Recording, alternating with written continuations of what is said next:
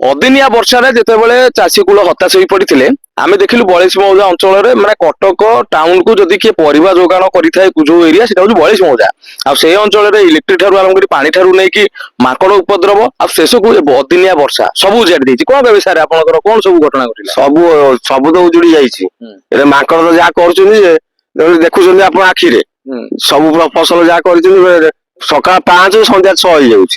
ପୁଣି ଅଦିନିଆ ବର୍ଷା ଏଇ ଇଲେକ୍ଟ୍ରିକ ବିଲ୍ ଆମର ଜଳସେଚନ ଅଛି ମାସକୁ ମାସ ନଦେଲେ ଲାଇନ କାଟିଦବୁ ଧମକଉଛନ୍ତି। ଆପଣ ଦେଖୁଛନ୍ତି ଆଖି ଆଗରେ ସବୁ ତ ଏମିତି ହଉଛି। ଧାନ ବିଲ ଦେଖନ୍ତୁ, ଧାନ ବିଲ ଆଳୁ ବିଲ ସବୁ ନଷ୍ଟ। ମାଙ୍କଡ ଯେ 150 200 ମାଙ୍କଡ। ତ ଆପଣଙ୍କର ଏଇ କଥା ଏଇ ଅସୁବିଧା କଥା ଆପଣ ସରପଞ୍ଚ କିମ୍ବା ଆପଣଙ୍କର ଯୋଉ ନୂଆ ଏମଏଲଏ ତାଙ୍କୁ ଜଣେଇଲେଣି? ଏମଏଲଏ ଯୋଉ ଜଣେଇଥିଲେ ଫୋନ କରିକି ଏମଏଲଏ କୁ ଜଣେଇଥିଲେ, ତାଙ୍କର ଯୋଉ ଅଛନ୍ତି ଜଣେଇଛନ୍ତି। ଜଣେଇଲା ପରେ ସେ ଏପର୍ଯ୍ୟନ୍ତ ଆସିନାହାନ୍ତି। ଆସିବା ଦେଖିବା ଏଇଠି ପଛରେ ଦେଖିପାରୁଥିବେ ମାଙ୍କଡ ଗୁଡା କପ ଡେଇଁ ପଡୁଛନ୍ତି ଫଟଫାଟ କରି। ହଁ, ତା ସହିତ ଆମେ ଆଗକୁ ଜାରି ରଖିବା। ଭାଇ ଆପଣଙ୍କ ଶୁଭ ନାଁଟା ଫାଷ୍ଟ କୁହନ୍ତୁ।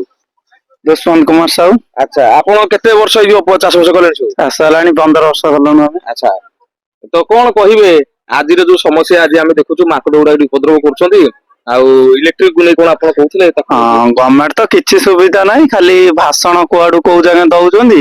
ଇଲେକ୍ଟ୍ରିକ ବିଲ୍ ତ ପୁରା ମାସକୁ ଟାଟା ଆସିକି କାଟିଦବ, କୋଉ ଧମକଉଛି। ତାର ମିଟର ଲଗେଇଛନ୍ତି ଏମିତିଆ ମିଟର, ମାସେ ଗଲେ ମାସିକିଆ ପଇସା ନଦେଲେ କହୁଛନ୍ତି କାଟିଦେବେ, ଧମକଉଛନ୍ତି। ଆଉ କଣ ଚାଷୀ କଣ କୋଉଠୁ ଚାଷ ତ ଏବେ ନଷ୍ଟ ହେଇଗଲା ବର୍ଷା ହେଇକି, ଧାନ ଫାନ ସବୁ ଗଜାଲା। କିଏ ଆଇଲେନି ଏଠି ସର୍ଭେ କରିବାକୁ, କିଏ ବି ଆସିନା। କାକୁଡି ସବୁ ମରିଗଲା, କାକୁଡି ସେଠି ବିଲକୁ ଚାଲ କାକୁଡି ମରିଗଲା। ଆଳୁ ତ ମାଙ୍କଡ ଡେଲି ମିନିମମ ସକାଳ ହେଲା ମାନେ ଚାଷୀ ସବୁ ଆସିକି 4:30ରୁ ବହୁଛନ୍ତି ପୁରା ସନ୍ଧ୍ୟା ଯାଏ। ସେମିତି ତାପରେ ଭୋର ହବ ମାନେ ଆସିକି ନିଜେ ବସିବାକୁ ପଡିବ। ମାଙ୍କଡ କିଛି ରଖିବେନି, ସାଙ୍ଗେ ଏକାଥରେ ମାଙ୍କଡ 500 ମାଙ୍କଡ ଆସିକି ପଶିଯାଉଛନ୍ତି।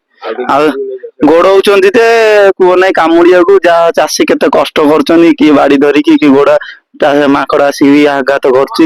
ଆଉ କଣ କରିବେ, ଚଳିବେ କେମିତି?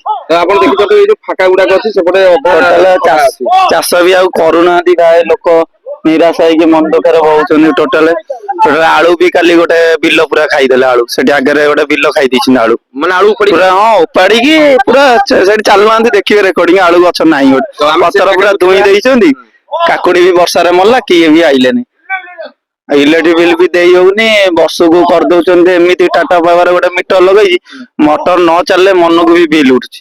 ସବୁଆଡେ ପଚାରୁନ ଏମିତି ଉଠୁଛି ମନକୁ। ଟୋଟାଲ ବର୍ଷକୁ ଆମର ହେଇଯାଉଛି 30,000 ଟଙ୍କା। 30,000 ଚାଷ କେତେ କରିବୁ, ପଇସା କେମିତି ହବ? 30,000 ଟଙ୍କା ଇଲେକ୍ଟ୍ରିକ ବିଲ୍। ଧମକଉଛନ୍ତି ଯେ କୋଉଠୁ ଲାଇନ କାଟିଦେବେ, ନ ଦବ ମାନେ ଲାଇନ କାଟିବେ ସାଙ୍ଗେ ସାଙ୍ଗେ।